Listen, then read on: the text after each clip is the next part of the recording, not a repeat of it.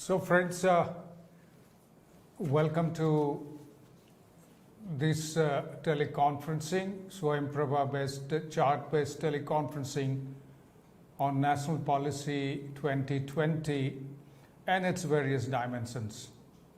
आप सब लोग वाकिफ़ हैं, ये आपका दूसरा कॉन्फ्रेंसिंग है, बीच में छुट्टी रहा कल 8 तारीख और पहला दिन हम लोग करिकुलम डिज़ाइन उसके ऊपर ICT ब्लेंडेड उसकी बातें किए थे और आज we have professor Sudeep Ranjan Jha with us from School of Science Physics. He is a very senior professor and very experienced in these. He is part of our NEP-PDP team which is implementing these. As you know, NEP is being implemented in combination of 3 technologies. आप ही के admission और ये तमाम जो है ये आपकी समर्थ platform में हुआ है जो हमारा रीजनल सेंटर उसको एडमिशन किए हैं। उसके बाद आपके डाटा स्वयं वर्टिकल 2 में आ गया जो प्रोटेक्टेड है। स्वयं तो ओपन है बट दिस स्वयं इज़ प्रोटेक्टेड। उस वर्टिकल 2 में आपका ये जो चल रहा है और स्वयं प्रभा कॉन्फ्रेंसिंग उसके साथ जुड़ा हुआ है जो स्वयं प्रभा 32 चैनल्स में से एक चैनल है, चैनल नंबर 20 और इसके माध्यम से चल रहा है। आप चार्ट बेस्ड करेंगे, आप YouTube से भी देख रहे होंगे और आप स्वयं प्रभा से भी ज्वाइन किए होंगे। और मेरी आपसे गुजारिश है कि आप जो है स्वयं के अंदर आप जाइएगा, उसमें 14 जो यूनिट्स हैं, मॉड्यूल्स हैं, वो इंग्लिश और हिंदी में उपलब्ध है और उसके साथ साथ 31 वीडियो, प्रोफेसर झा का भी वीडियो उसमें है, 31 वीडियो मेरा भी वीडियो है, 31 वीडियो है और उसके बाद जितनी हमारा ये 6th बैच है, अब तक जितनी 4 बैच तक 5वीं बैच का हम एडिट कर रहे हैं, सारे वीडियो वहाँ उपलब्ध है, आप उसको भी फ़ायदा उठाइए। और वैसे भी COE live, COE centre for online education, COE live आप अगर टाइप करेंगे YouTube में आपको ये सारा वीडियो उपलब्ध होगा। सो दोस्तों, आज की जो डिस्कशन होगा, चर्चा होगा, तो उसकी मुद्दा ये रहेगा जो सबसे अहम है कि क्रेडिट ट्रांसफ़र और एकेडमिक बैंक ऑफ क्रेडिट। कुछ क्वेश्चन आपका आना शुरू हो गया इसके रिलेटेड, मैं उसको नोट डाउन कर रहा हूँ। प्रोफेसर झा इसको लगभग 25 मिनट आपके सामने रखेंगे, 30 मिनट आपके सामने रखेंगे, उसके बाद आपकी प्रश्न की चर्चा करेंगे लगभग 4 बजे तक। प्रोफेसर झा। बहुत बहुत धन्यवाद प्रोफेसर पांडा। आज मैं कोशिश करूँगा कि आप आज की बातचीत को हम बाइलिंगुअल रखें टू द एक्सटेंट पॉसिबल, जिससे कि जैसे कि हम सब लोग जानते हैं कि इसमें हमारे शिक्षक पूरे देश के डिफरेंट कॉलेजेज और यूनिवर्सिटी के पार्टिसिपेंट्स हैं। They have enrolled for this NEP-PDP program which is essentially mean to sensitize the teaching community with the salient features of national education policy, that is the through this 1-week professional development program. तो जैसा कि professor पांडा ने कहा कि आज की चर्चा का विषय हमने रखा है academic bank of credits and credit transfer. ये दोनों ही आइडियाज़ बहुत ही सिग्निफिकेंटली NEP डॉक्यूमेंट में हायर एजुकेशन के कॉन्टेक्स्ट में इसकी चर्चा की गई है और मैं अपना प्रेजेंटेशन इन दोनों मुद्दों पर इस तरह से हमने स्ट्रक्चर किया है। ब्रीफली मैं इस पर चर्चा करूंगा। जैसा कि प्रोफेसर पांडा ने कहा, इन सब मुद्दों से related video programs as a resource आपको अपने वेबसाइट पे मिलेंगे, जिस वेबसाइट पे आपके तमाम मटेरियल हैं, यूनिट्स हैं और डिफरेंट डिस्कशन फोरम का एक्सेस है। वहाँ पर इन मुद्दों पर भी वीडियो आपको मिलेंगे।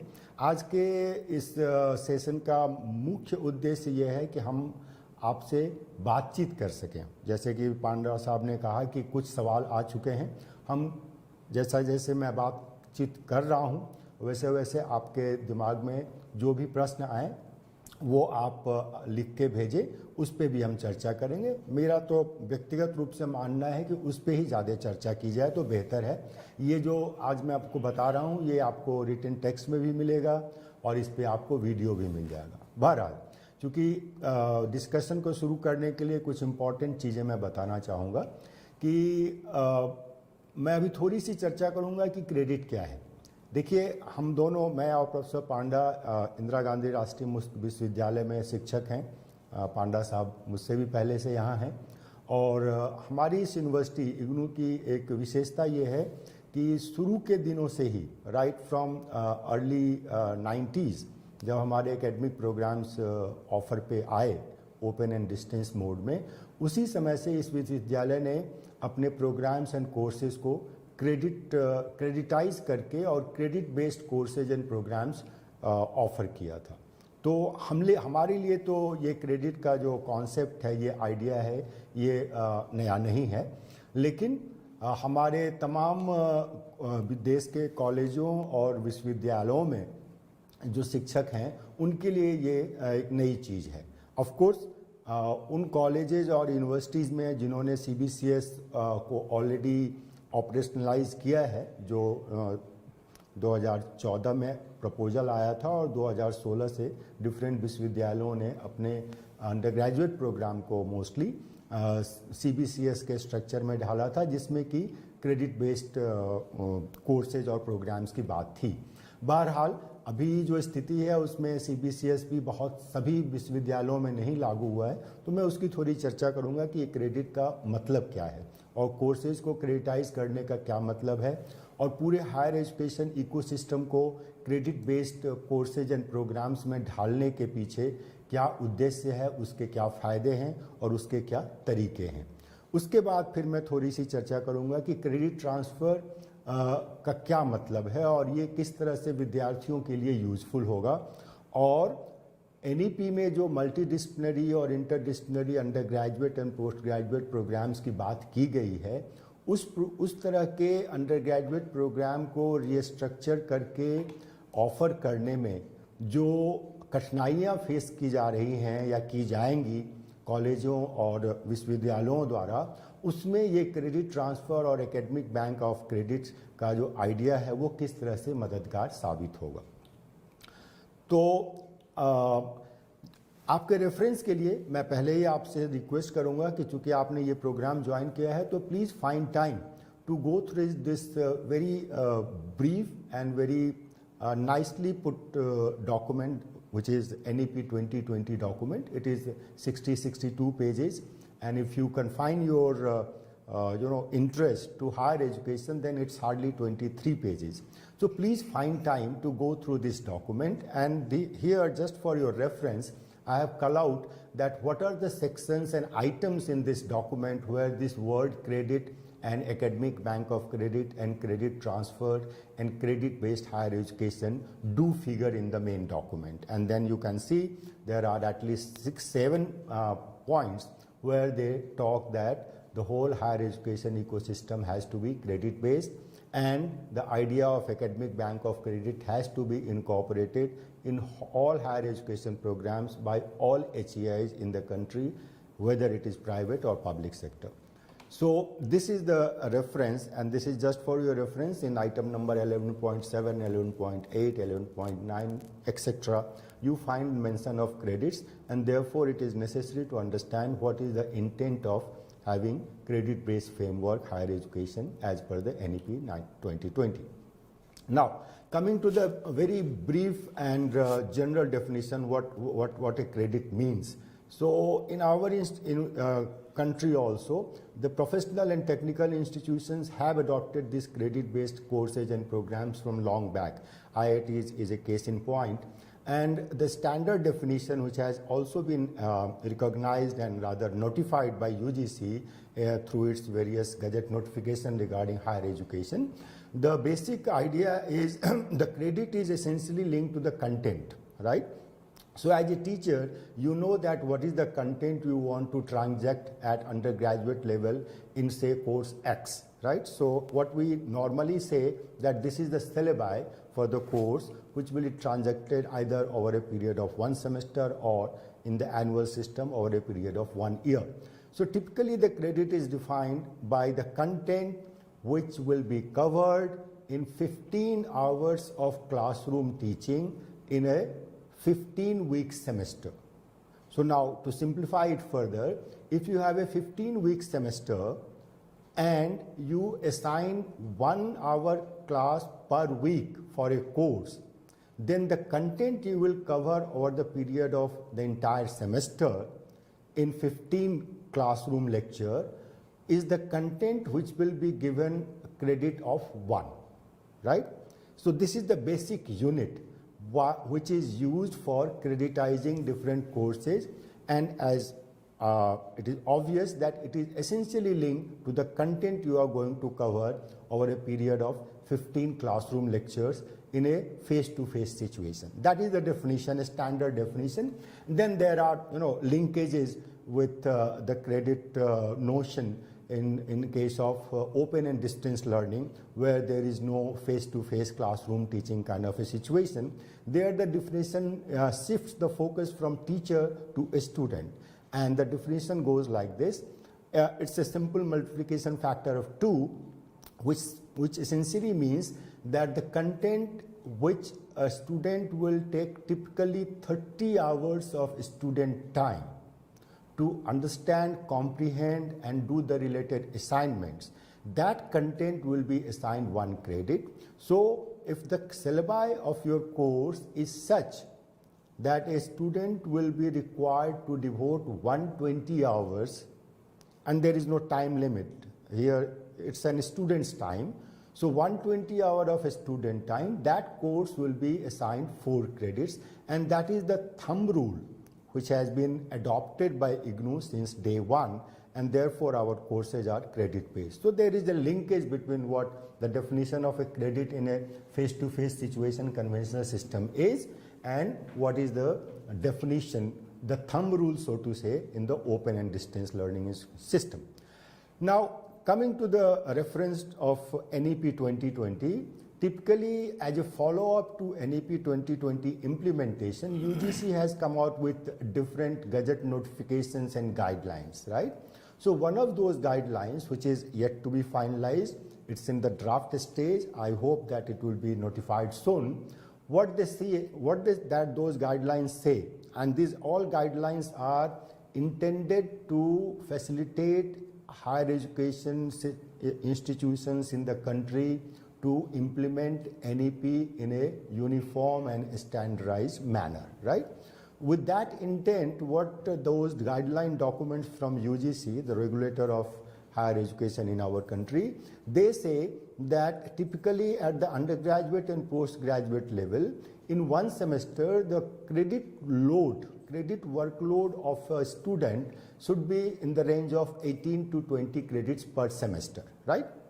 So if you take, for the sake of ease of multiplying things properly, so let's say if it is a 20 credits per semester, then a 3-year undergraduate program, which will consist of 6 semesters, will be of 120 credits, right?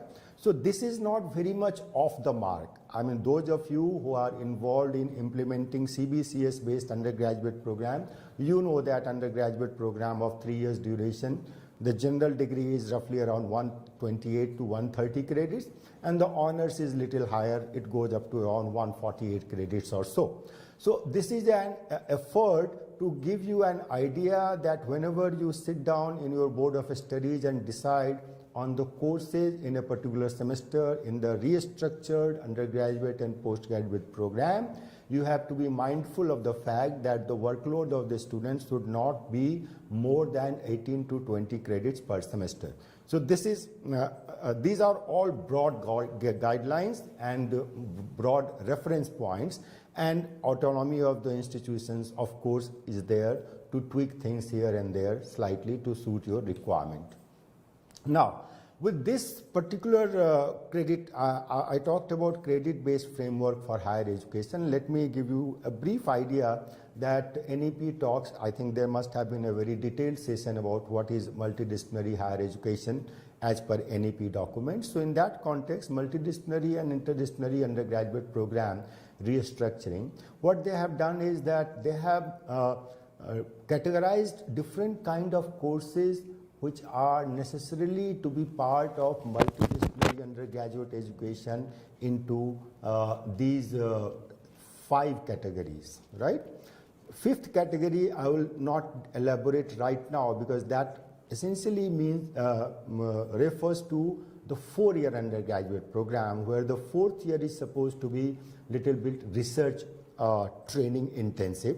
So let's confine to the 3-year undergraduate program. So in that case, you will see that there are 4 category of courses which are now necessary to be incorporated in your restructured undergraduate multidisciplinary program as per the vision of NEP 2020.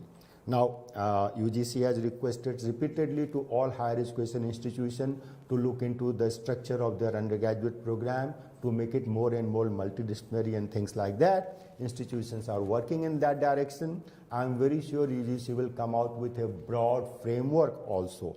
But the framework which is in place gives that whatever you do, you must incorporate these components in your undergraduate program. First is an obvious thing that we all have been teaching discipline-based courses in our undergraduate postgraduate program, so that is a given. What is the new component which institutions are expected to incorporate is the vocational and skill courses, which was not yet mainstreamed in the higher education ecosystem, is now an essential component of restructured undergraduate and postgraduate programs. And they have also said that of 120 credits, at least 16 credit worth of courses must fall into the category of vocational and skill courses, and it is a compulsory component. Earlier, you might have seen in many undergraduate programs that these courses will find place in the overall structure, but it was generally an optional course and students were not supposed to compulsorily take those courses. That optional aspect has been dropped, and now the request of NEP document is that it has to be a compulsory component of any undergraduate program. Similarly, a third category of courses where I have used the abbreviation, it stands for life skill courses, environmental studies, value-based courses, and global citizenship education. So they say that a basket of courses which will deal with all these areas, although UGC has already made environmental studies or environmental science as a compulsory, not compulsory, non-credit but compulsory course at undergraduate level long back, but life skill and value-based and global citizenship, these are 3 new components and which has to find place in the overall structure, and the credit weightage again has been given right up to roughly 16 credits. And the fourth and the most important aspect is that the general feeling is that our graduates don't have much exposure to either to the society or to the field of work or to the place where they are likely to be employed, right? And they are cocooned in a campus where they study all subject-based courses, and when they get out of the institution with undergraduate degree, they have no clue what is the work environment and what are other skills which is needed to be a employment-ready graduate, so to say. This is a term which has not been used in AP, but the intent is like that. So that kind of exposure, sending students to the hinterland of the society, sending students to the place of work by either designing some kind of an internship, apprenticeship or field project, all these options have been given with a view to pick up what kind of training you want to give to your student depending upon the type of program they have joined. But one of these components is a must now, which was earlier again an option. Some institutions were keeping these aspects to give their students more exposure. So this is in the nutshell is the complete structure in terms of credits, how our future undergraduate and postgraduate multidisciplinary programs are likely to be in place and to be offered. Now, as a teacher, let me share some of the experiences that you will say that, okay, suppose I want to convert my undergraduate program into a credit-based program, how to go about it. So this is a brief outline. I have given you a basic definition. As a teacher, a group of teachers will sit together and then see that how to creditize their courses. As you know, you can always back calculate. The UGC has given you the thumb rule that an undergraduate program of 3 years has to be something around 112 to 120 credits, right? And then you back calculate and see that what are the courses you have been teaching, what are the type of courses which you are now required to add, which I just discussed, that value-based courses, and then you have vocational and skill courses. And then you have to, accordingly, looking at the syllabi, you have to also keep in mind that what is the credit load per semester. That is, again, the range is 18 to 20 credits. And then you can sit together and see what is to be added and what can be dropped, what can be curtailed, and your program will be, in a sense, creditized. And I'm sure in a very soon, UGC will also come out with a broad structure of what undergraduate program in the credit-based framework would look like. And then you can always compare and tweak your entire program structure. Now, I will just move fast here, that this 4-year undergraduate program is very interesting in the sense that it gives complete freedom to our students that what they want to study, that is not a decision which they have to take while they are taking the admission right after their +2. That is not the case. Now the situation is that for the first 3 semesters, that is almost for the half of the period of their undergraduate program, they will be studying courses from a variety of areas. Some of them I have listed there. Natural sciences, social sciences, humanities, mathematics and computational thinking and analysis. So all those areas they will be studying the basic courses, and then at the end of 3 semesters they have to take a call that now in the remaining 3 semesters, if they are doing 3-year undergraduate program, what are the subject areas in which they would like to specialize. So the whole idea of picking up whether you want to do BA or BCom, whether you want to do BA honors, whether you want to do honors in history or sociology, all these decisions as on date has to be made by students right after his or her +2 when they are seeking admission in the undergraduate program. Now that is a demand on the part of the student which is little unfair, so to say. But this scheme where you give them sufficient time of 1.5 years, that is 3 semesters, they get exposed to courses from all areas, science, social sciences, humanities, and vocational. I mean, vocational is to be mainstreamed, right? And then they can take a call that, okay, this area interests me, so let me now pursue a particular subject in deep, and then accordingly their degree will be tailored like that, whether they get BA or BCom or BSc.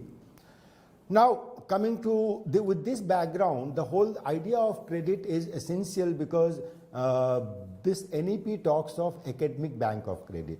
Now, what is the objective of this idea, that is academic bank of credit? Let me tell you briefly. First and foremost, I will go into the details, how it facilitates national level mobility, how it facilitates MD higher education, how it all allows people to take a break in their studies and then come back again, how ABC will enable credit transfer, how multiple entry and exit is possible if the ABC is in place, and how it gives a world of choices in terms of courses students want to do, irrespective of the place or the college or the university where they are studying. So all these 5-6 main objectives, it can be made if the HEI ecosystem is take part into this academic bank of credit scheme, which is already operational through Ministry of Higher Education. It is a website based portal, and every higher education institution has to register themselves in the ABC portal, Academic Bank of Credit portal. That is the first stage. They have to get the approval of their statutory body, and they have to meet certain conditions. If you're a college or university visits that site, they will find that what are the conditions, pre-requirement for any institution to be a part of ABC. That is the stage one. Secondly, once your institution is registered with Academic Bank of Credit scheme, then you have to automatically or necessarily make your students avail the facility by opening an account. So this is a typical bank. Instead of rupees being traded, either you can deposit or withdraw. Here what you deposit and withdraw, it is essentially meant for students. So what they deposit and withdraw is the credit earned or the courses they have passed. The moment a student passes a course, which is say let's 4 credits, then in the ABC, that academic bank, his or her 4 credits are credited, right? And once he or she has completed all the requirements of a program, all those credits will be redeemed, realized, withdrawn, and the student will be given a degree, whether it is a certificate or diploma or bachelor's degree. Now, details of ABC such as standard operating procedure, how it will work, what is the expectations on the part of a student, all those details HEIs has to put in the place on their university's website so that students and other stakeholders are aware that this institution is ABC compliant. Now, as a teacher, you will like to know there are many complicated questions with ABC because it's not something which is free for all. So UGC subsequently has come out with certain strict academic guidelines how this ABC scheme is to be made operational and how it will work.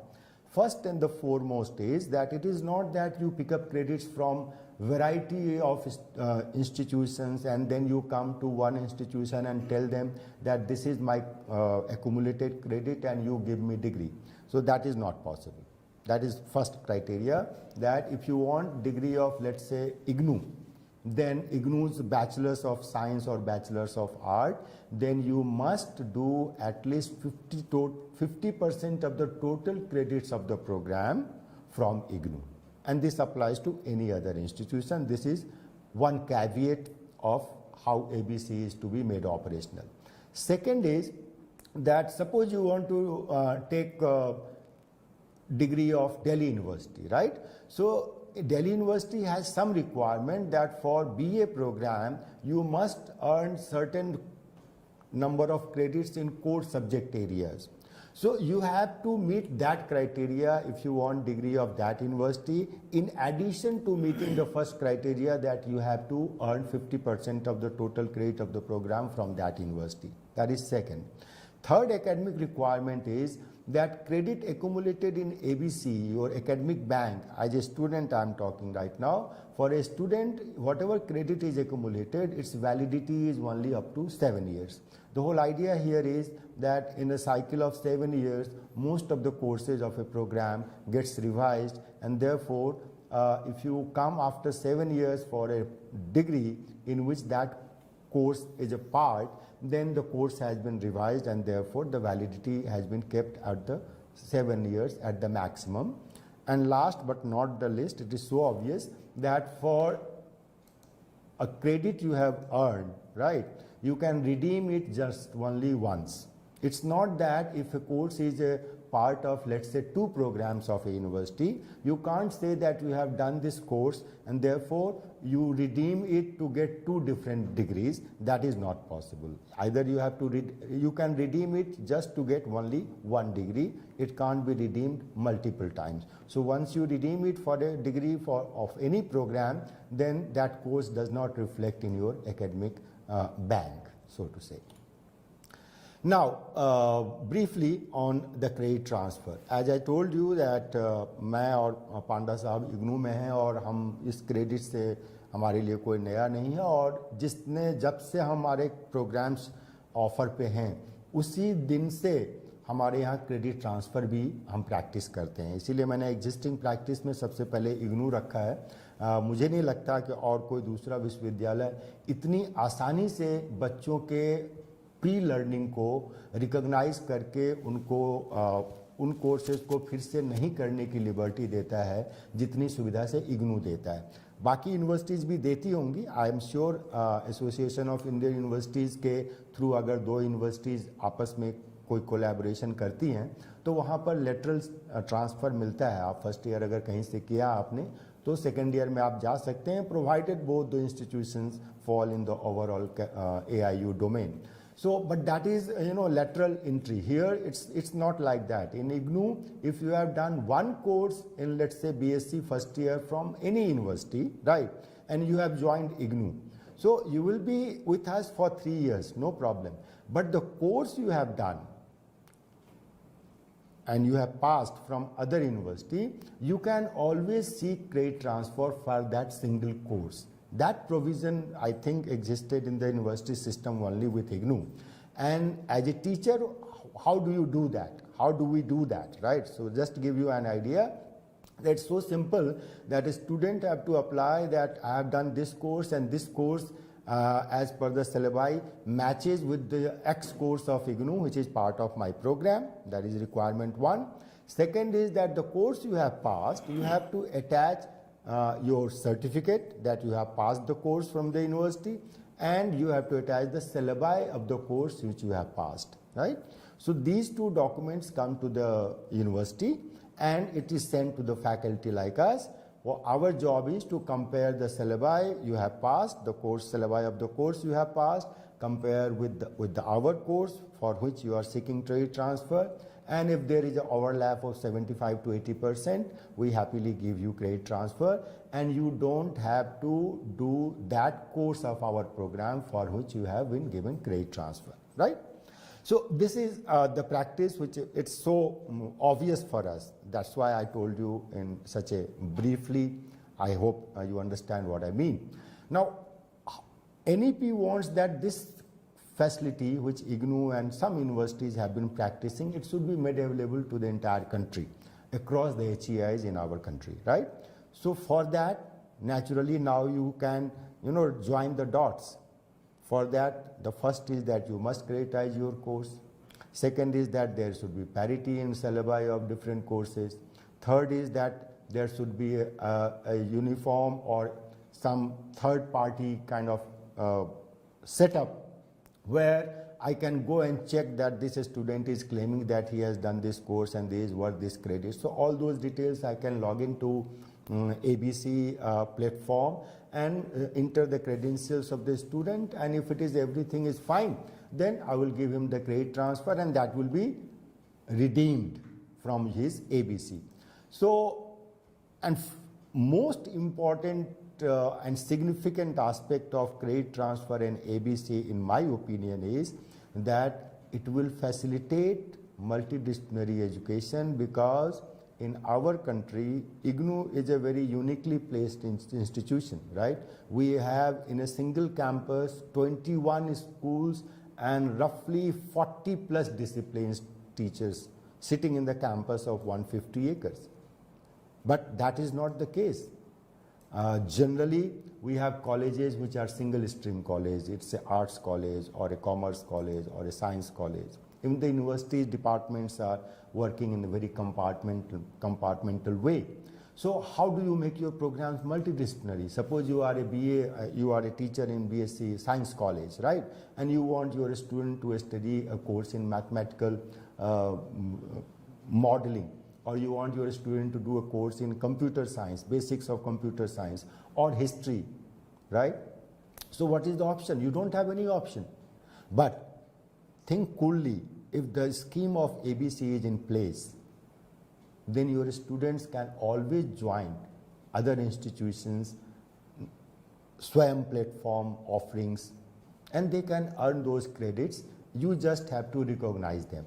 And for recognition, if you find those courses in the credit of a student in the academic bank of credit scheme, you will have no hesitation, because there is some quality assurance mechanism before an institution can be part of ABC, a student can do the course online or offline, right? So this multidisciplinary higher education will be possible in a country like ours, where our university and higher education system is still not very broad based, right? If this ABC scheme and credit transfer is made possible across the HEI ecosystem in the country. I think I'll stop here and then take some questions, Dr. Pandey. Thank you, Professor Jha.